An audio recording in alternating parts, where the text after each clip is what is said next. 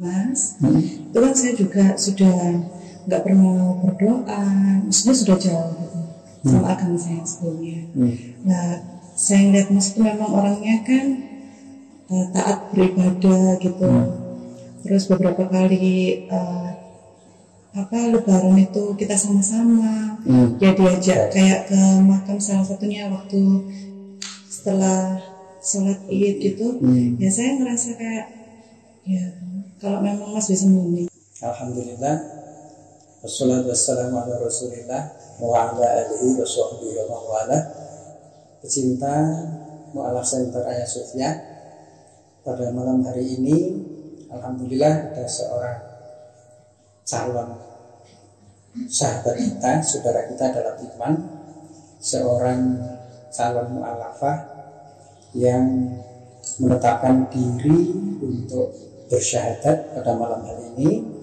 Namanya Mbak Novita ya, Mbak Novita dari Petemon, Surabaya. Baik, nanti kita akan melakukan persyahadatan, tapi sebagaimana biasa kita di awal kita ingin perkenalan dulu dengan Mbak Novita. Kelahiran mana Mbak Novita? Surabaya. Sekarang ini usia berapa? 30. Usia 30. Alumnus dari SMA Gigi 1. SMA Gigi 1. Sudah kerja nih Mbak? Di dokter gigi. Oh, alhamdulillah. Oh, ini anu ya, perawat atau bidan? Perawat ya. Kalau nggak salah tadi tulisannya nurse ya. Sudah berapa lama di dokter gigi? Dari 2015. 2015. Cukup berpengalaman ini ngurusin gigi. Kemudian ini di sebelahnya ada Ibu siapa Bu? Bu Tuti. Bu Tuti. Bu Tuti ini dari Mas Wawan ya. Kalau yang di sana itu ada Mas Wawan. Ada Mas Wawan ini calonnya Mbak Novita. Jadi sudah ada yang punya ini. Saya nggak pilih lagi. Taksir ini sudah segera akan resmi jadi miliknya Mas Wawan. Perkiraan berapa lama lagi nih Mas untuk nikahnya masih belum? Oh, nikahnya belum? Belum, masih belum 2-3 bulan? Belum. Oke. Masih cukup waktu untuk belajar juga. Kemudian di sebelahnya ada Mbak siapa nih? Mbak Vera. Mbak Vera ini saudaranya Mbak Novita dan seorang muslimah. Sudah lama Mbak jadi muslimah? Sudah kira-kira berapa tahun? 10 tahun lebih. 10 tahun lebih? Alhamdulillah sudah duluan mendapat hidayah. Kemudian di sebelahnya ini adalah sahabatnya Mbak Novita. Mbak siapa Mbak? Firta. Mbak Firta. Sahabat di pekerjaan atau di kampus? Di sekolah di gigi dulu? Masih sering komunikasi ya, meskipun sudah lama. Baik, kemudian yang perlu kita dapat info lagi dari Mbak Novita, ini motivasi apa ini untuk memeluk agama Islam? Apakah karena mau dapat Mas Wawan? Itu salah satu lah pasti ya, santai aja lah. Nah, apa ini? Ada lagi nggak informasi kenapa Mbak Novita ini ingin beragama Islam? Ya awalnya sih memang karena itu ya, nggak munafik. Terus yang kedua sih memang saya kan selama saya menjalin hubungan sama Mas, itu kan saya juga sudah nggak pernah berdoa, maksudnya sudah jauh gitu, sama agama saya sebelumnya. Nah saya ngeliat Mas itu memang orangnya kan taat beribadah gitu. Terus beberapa kali Lebaran itu kita sama-sama, ya diajak kayak ke makam salah satunya waktu setelah sholat Id gitu. Ya saya ngerasa kayak ya kalau memang Mas bisa membimbing saya, ya apa salahnya juga saya kan mau belajar gitu, mencoba. Seberapa mengenal agama yang sebelumnya di Kristen Protestan ya? Iya. Seberapa aktif di sana, seberapa mengenal tentang? Saya cukup aktif karena saya kan memang sudah dari lahir.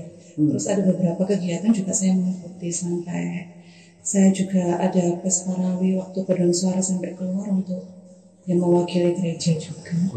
Bagus. Memang beberapa yang bersyahadat di sini itu ada yang aktivis gereja, gitu. Dan memang di sini kadang-kadang ada pertemuan temu kangen mantan pendeta. Jadi di sini ada. Alhamdulillah rumah ini dipakai yang bermanfaat ya, dan banyak yang mualaf. Termasuk malam ini ada yang akan setor sholat, bacaan sholat, bagaimana dia selama ini berlatih sholat supaya benar memasuki agama Islam itu benar. Jadi bukan hanya karena ingin menikah atau hanya sekedar ingin dapat status seorang yang Islam dalam KTP, enggak. Tetapi memang kami dari Hagia Sophia ini mensyaratkan kalau ada yang mau bersyahadat menjadi seorang mu'alafah itu di sini gratis, ya. Tidak boleh meninggalkan duit, bayar-bayar enggak boleh. Tetapi syaratnya untuk mendapatkan sertifikat itu memang harus bisa sholat. Ya. Jadi nanti setelah Mbak Novita ini syahadat, punya kewajiban untuk mempelajari Islam itu dengan sebenarnya, sehingga nanti apa yang ditujukan pada awal penciptaan manusia itu memang untuk menghamba pada Allah Subhanahu wa taala. Wa ma khalaqtul insa wal jinna illa liya'budun. Kami tidak menciptakan jin dan manusia itu kecuali untuk beribadah. Jadi salah satu yang pokok adalah sholat. Sholat itu adalah tiang agama. Di tiang ini tempat berpegangan. Jadi mulai pagi kita bangun, itu pegangan pertama kita adalah sholat. Kita berpegangan pada tiang supaya tidak goyah. Sholat. Nanti kita kerja, di siang hari itu sudah ada tiang lagi yang harus kita pegang. Sholat lagi. Pada asar setelah kerja lagi kita pegangan lagi. Ya. Dan selain sholat itu hanya isi ibadah-ibadah itu untuk memantaskan diri bahwa kita nanti kalau dipanggil oleh Allah Subhanahu wa taala dalam kematian, maka besoknya kita masuk surga, itu pantas ya. Karena dalam ajaran Islam yang ini merupakan agama wahyu ya, jadi sedikit saya singgung bahwa agama itu ada agama yang kreasi manusia untuk keharmonisan manusia, keharmonisan alam semesta. Tapi cara-cara yang dilakukan itu adalah hasil pemerasan otak, hasil karya dan karsa otak manusia. Itu ada yang dijadikan agama. Nanti bisa dilihat di Wikipedia, ketik aja agama apa itu asalnya akan kelihatan. Apakah itu karya dan karsa manusia sehingga terjadi keharmonisan kehidupan, ataukah agama itu agama samawi, wahyu. Bedanya apa? Nah, kalau kita mau membedakan agama wahyu itu tentu akan membahas kehidupan sebelum hidup ini dan kehidupan setelah hidup ini, kematian kemudian kehidupan.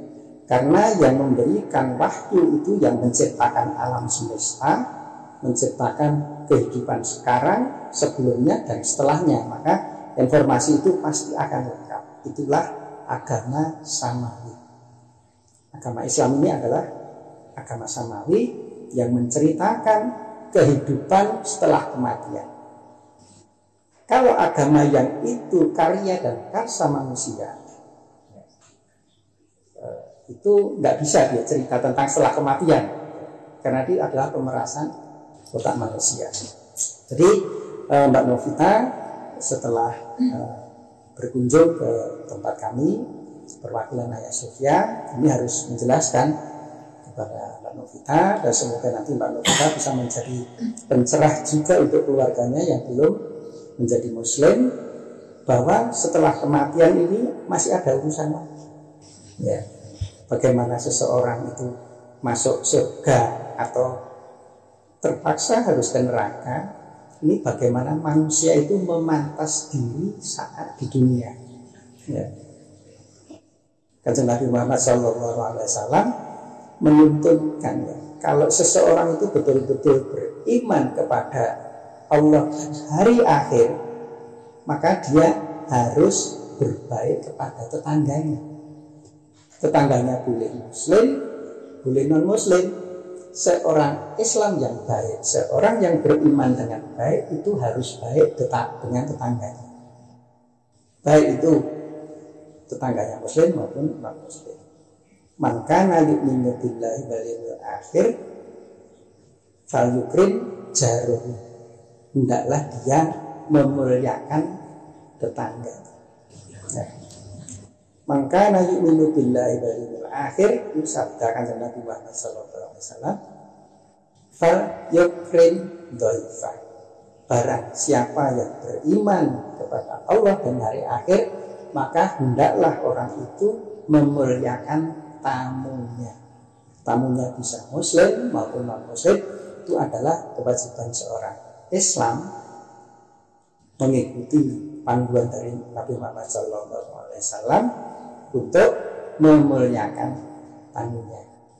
Jadi Mbak Novita nanti setelah bersyahadat, saya ulangi lagi, punya kewajiban untuk mempelajari Islam lebih banyak, untuk mempelajari sholat, karena sholat ini yang akan dinilai pertama kali. Ya, besok ketika di akhirat yang dinilai pertama kali adalah sholat. Kalau sholatnya seseorang itu baik, artinya sholatnya baik dan diaplikasikan kepada kehidupan sehari-harinya berdasarkan sholat tadi, maka dia akan dinilai baik semua amal. Awalu ma yuhasabu bil abdu yaumal qiyamah as-shalah. Yang pertama kali dihisab, dihitung, dinilai pada seorang hamba pada besok hari kiamat adalah sholatnya. Barang siapa yang sholatnya baik, maka semua amalnya bisa secara global, sebelum didetailkan, secara global sudah dianggap baik. Barang siapa yang tidak pernah sholat, meskipun dia Islam, maka dia akan menghadapi perhitungan yang rumit, karena semuanya dianggap nggak baik dulu, karena dia nggak pernah sholat. Nah, maka Mbak Novita sanggup setelah nanti bersyahadat untuk belajar sholat? Insya Allah. Sholat insya Allah ya. Baik, Bapak Ibu sekalian, nanti kita akan segera melakukan pensyahadatan. Baik, kita mulai. A'udzubillahi Bismillahirrahmanirrahim. Asyhadu alla ilaha illallah wa asyhadu anna Muhammadar Rasulullah. Aku bersaksi bahwasanya tidak ada Tuhan kecuali Allah. Dan aku bersaksi bahwa Nabi Muhammad utusan Allah. Alhamdulillah. Baik, kita berdoa semoga Mbak Novita istiqomah, konsisten, bisa melakukan kewajiban-kewajiban dalam agama Islam dan menjadi pencerah dan menjadi sinar bagi keluarga, agar keluarganya juga pada masuk pada agama Islam. A'udzubillahi minasyaitonirrajim. Bismillahirrahmanirrahim.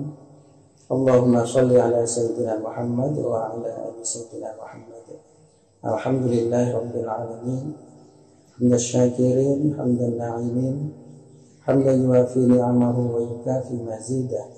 Ya Rabbana lakal hamdu kama yanbaghi li jalali wajhikal karimi wa 'azimi sultanik. Allahumma taqabbal minna innaka antas samiul 'alim wa tub 'alaina innaka antat tawwabur rahim. Allahumma taqabbal minna innaka antas samiul 'alim wa tub 'alaina innaka antat tawwabur rahim. Rabbana atina min ladunka rahmah wa hayyi' lana min amrina rasyada waj'al ma'unatakal husna lana madada. Rabbana atina fid dunya hasanah wa fil akhirati hasanah wa qina adzabannar. Subhana rabbika rabbil izzati amma yasifun wa salamun alal mursalin walhamdulillahi rabbil alamin. Baik, alhamdulillah untuk persyahadatan sudah purna, sudah selesai. Namun demikian kita akan bincang-bincang sedikit lagi ke Mbak Novita atau dulu Mbak Vera ya. Saya masih ingat namanya Mbak Vera. Karena dulu di sini juga ada yang saya namanya Mbak Vera.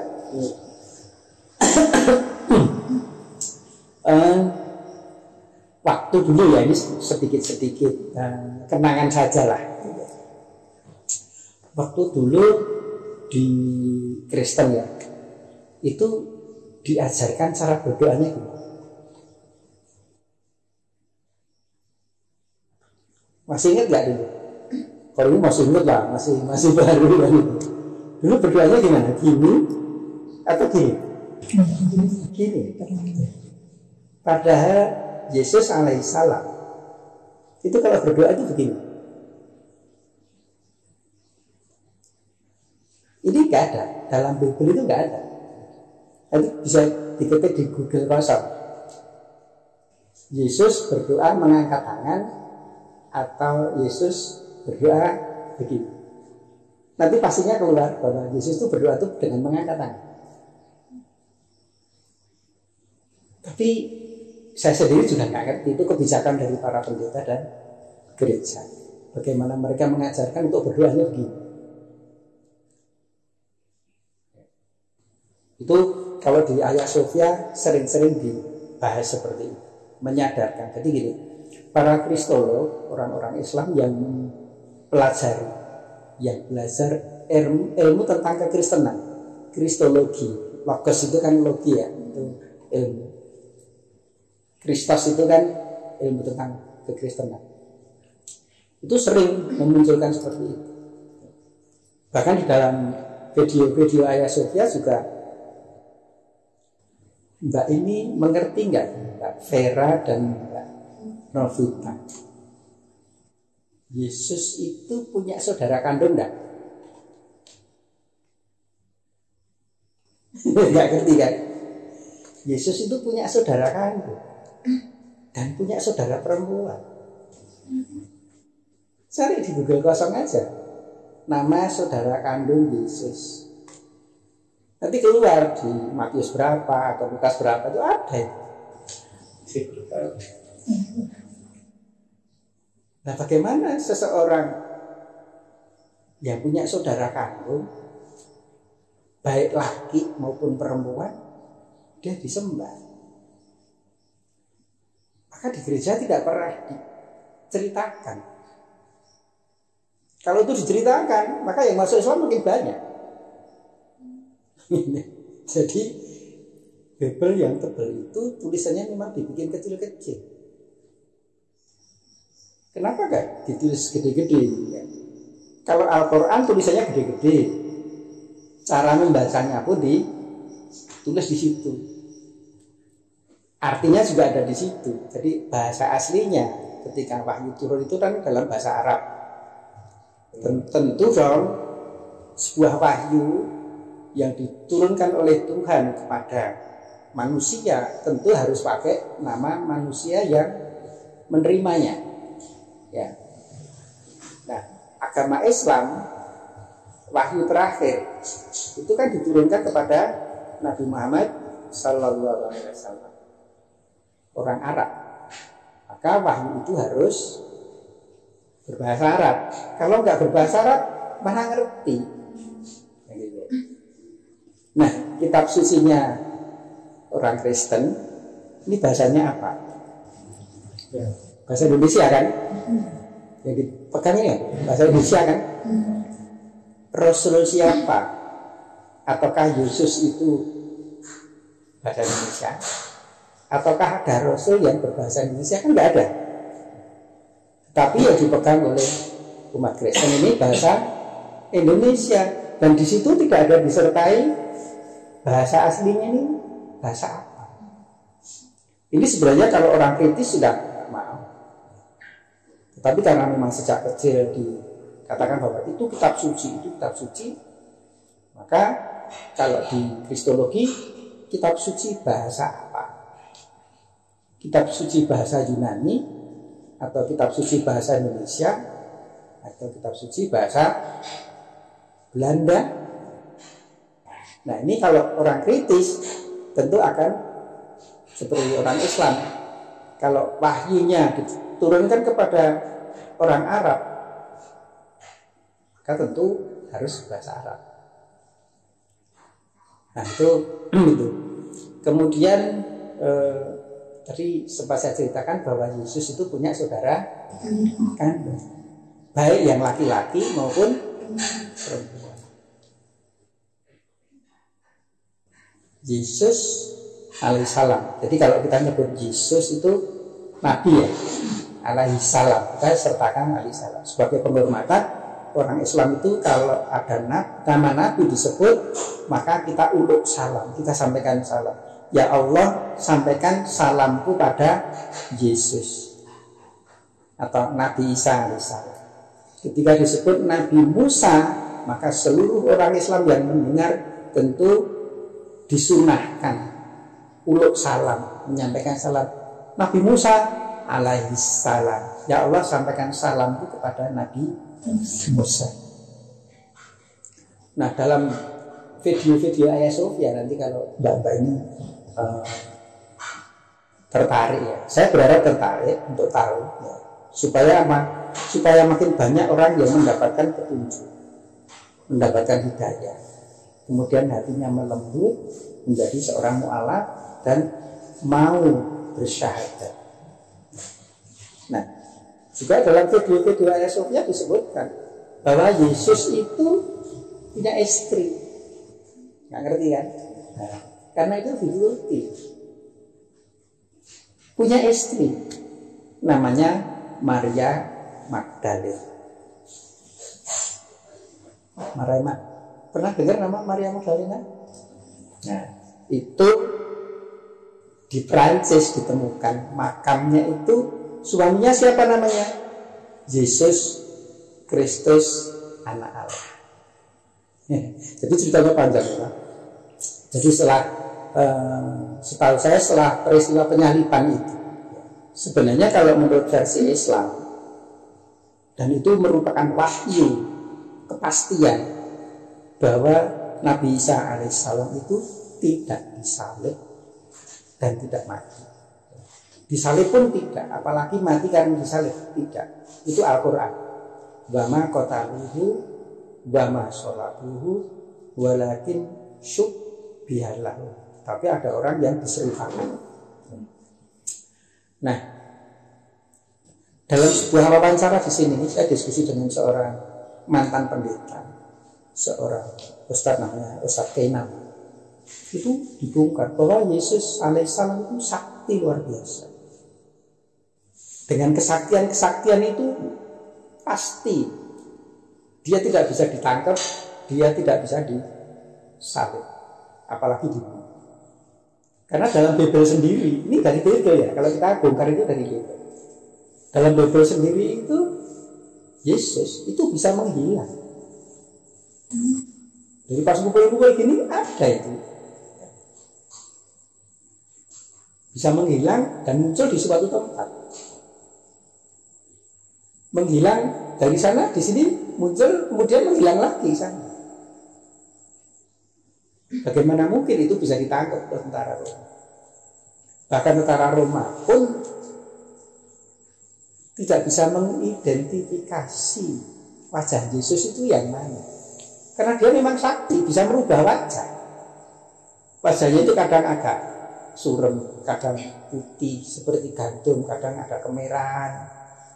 Jadi dalam sebuah wawancara waktu itu sebelum usaha penangkapan Yesus alaihissalam, itu tentara Roma bertanya kepada si pengkhianat itu, gimana kami bisa menangkap dia? Kami tidak pernah bisa melihat wajahnya. Dan kami tentara-tentara ini belum pernah melihat wajahnya secara jelas. Gimana saya harus menangkap dia? Maka si pengkhianat tadi bercerita, ikuti aku. Nanti orang yang aku cium itulah dia. Sampai seperti itu, maka tentara Romawi pun betul-betul nggak bisa melihat.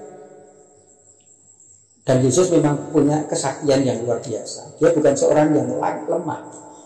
Dalam Bible sendiri banyak diceritakan bahwa dia seorang yang lemah, tapi padahal dia seorang yang sakti. Mukjizatnya banyak. Sakti dalam arti seorang rasul itu mukjizat. Makanya dari apa yang para kristolog membuka-buka tentang Bible dengan ilmu kristologi itu sangat memungkinkan bahwa Yesus itu tidak bisa ditangkap. Karena tentara Roma juga nggak pernah bisa melihat wajahnya dengan jelas. Yang mana sih dia itu? Dan Yesus pun bisa menghilang dari satu tempat ke tempat lain, muncul lagi, hilang lagi. Jadi dari apa yang ada di Bible sendiri itu pun membuktikan bahwa Al-Quran itu benar. Bahwa Isa alaihissalam itu wa ma qataluhu wa ma sholatuhu. Nah, itu menunjukkan bahwa Al-Quran benar.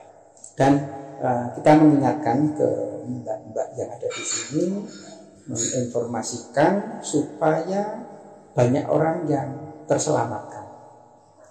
Janganlah manusia yang bernama Yesus, janganlah manusia yang bernama Isa alaihissalam itu disembah. Karena itu salah. Makanya kriteria dalam Islam itu jelas. Kriteria yang atas disembah atau siapakah Tuhan itu jelas dalam Islam. Dalam surat yang ke-112 kita kenal dengan surat apa? Qul-hu. Ya. Dalam surat Qul-hu atau surat Al-Ikhlas, Qul, katakanlah hai Muhammad, wallahu dialah Allah ahad. Allah itu satu. Jadi bukan dari yang tiga, bukan dari yang dua, tapi Allah itu satu yang berhak disembah. Yang kita sudah syahadat. Allahus Samad. Allah itu tempat bergantungnya seluruh makhluk. Kalau ada yang mengaku Tuhan, apakah dia tempat bergantung seluruh makhluk? Kita lihat, apakah Yesus itu Tuhan? Tidak. Karena dia menyusu pada ibunya kan. Waktu dia lahir kecil, ada gambarnya kan di keris-keris itu. Ketika dia digendong, dia menyusui. Maka ayat dari Al-Quran tadi, Allahus Samad, Allah itu tempat bergantung. Dia tidak tergantung pada siapapun. Justru Allah itu tempat bergantung seluruh makhluk. Lah kalau Nabi Isa alaihissalam itu menyusu pada ibunya, dia sudah bergantung kepada ibunya. Kalau dia digendong tetangganya atau dia BAB dirawii, ini kan dia bergantung pada orang lain. Pasti dia bukan Tuhan. Ini untuk patokan, untuk panduan. Allahus Samad, Allah itu tempat bergantung. Lam yalid, dia tidak beranak. Tuhan itu tidak mempunyai anak. Nah, Allah itu sejak dulu kriterianya seperti itu. Lam yalid wa lam yulad, dan Allah itu tidak diperanakkan. Walam yakul lahu kufuwan ahad, dan tidak ada satupun yang menyerupai Allah. Jadi kalau ada yang serupa dengan yang lain, pasti ini bukan Allah. Karena sejak dulu kriteria Allah Subhanahu wa Ta'ala, Tuhan pencipta alam itu tidak bisa digambarkan, tidak menyerupai apapun. Termasuk di Perjanjian Lama pun dikatakan seperti itu, bahwa tidak bisa digambarkan, tidak bisa ada foto, tidak ada bisa patung. Itu menyalahi ketentuan-ketentuan ajaran yang sejak dulu. Nah, kalau dalam Kristen, baik Katolik maupun Protestan, ini ada penggambaran dari Allah, dari Tuhan, maka itu juga sudah menyalahi Perjanjian Lama, Torah atau tanah, ya, yang dibawa oleh Nabi Musa, oleh Nabi Daud dengan Mazmurnya. Itu kalau ada sampai penggambaran kepada Tuhan yang Maha Esa, itu salah, menyalahi dari masalah para pendeta dan gereja itu mengajarkan seperti itu, yaitu mereka menyalahi dari panduan mereka sendiri, Perjanjian Lama. Nah, untuk itu Mbak Novita dan juga ibu-ibu yang lain, Mas Wawan, ini tadi sedikit apa yang saya tahu, ya. Nanti kalau saya kurang tepat, saya akan konsultasi kepada para mantan pendeta yang luar biasa mengajarkan tentang bahwa Yesus itu ternyata punya istri, punya anak, ada anaknya. Di kronologis Maria Magdalena itu di makamnya dan di Perancis itu rapi. Seorang yang meninggal itu suaminya siapa, anaknya siapa, umurnya berapa itu rapi. Anaknya Nabi Isa, anaknya Maria Magdalena itu, anak yang pertama itu dinamakan Yesus siapa. Karena ada tradisi di sana, anak pertama laki-laki itu adalah dinamakan nama ayahnya. Jadi Yesus atau Maria Magdalena itu punya anak laki-laki pertama, itu namanya Yesus, cuma ada kepanjangannya. Kemudian ada anak perempuan juga. Nah, anak laki-laki yang berikutnya lagi dinamakan atas nama kakeknya, Yusuf siapa. Kan suaminya Maryam itu kan Yusuf namanya. Nah, ini dijadikan nama anak kedua. Jadi jelas sekali bahwa dia adalah seorang manusia yang luar biasa, seorang manusia yang hebat, yang menerima firman, tapi dia tetap manusia. Jadi Mbak Novi, Anda sudah benar bahwa Anda sekarang sudah bersyahadat menjadi seorang muslimah, ya, dan hari-hari selanjutnya Anda perlu mempelajari tentang Islam dan memantas diri bahwa besok setelah kematian, setelah hari akhir, itu kita pantas untuk masuk surga dengan perbuatan-perbuatan baik kita.